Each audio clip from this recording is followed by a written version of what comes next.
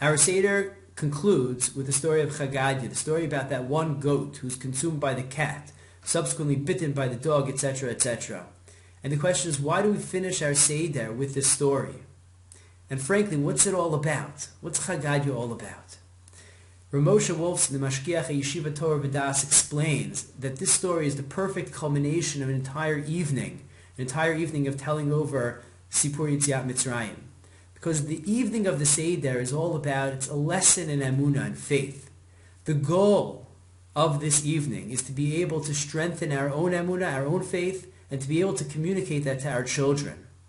And we accomplish that by telling over the story with all its detail, to get into their shoes, the shoes of Bnei Israel at that generation, at that time, and to be able to experience and recognize the hand of Hashem, not just as the creator of the world, but the one who was involved in history, the one who changed nature in order to take his people out of Mitzrayim.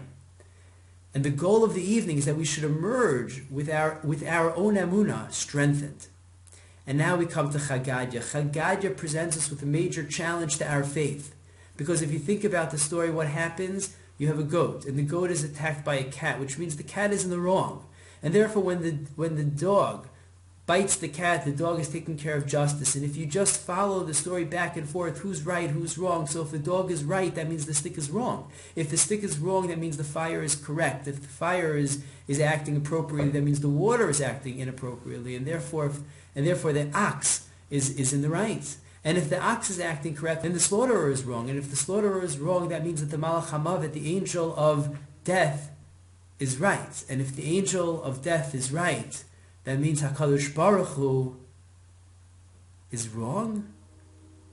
That's a major challenge. It's a major problem in the story.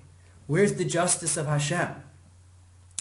The goal of the Seder is to be able to strengthen our own faith such that when we come to the end of the Seder, we have a question on Hashem, something we don't understand, that we're able to live with the question.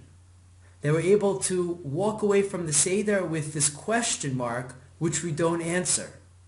And if we're able to walk away with that question unanswered, and yet with our faith firm, without being shaken, then we've achieved what the evening of the Seder is all about. I wish everyone Chag Sameach.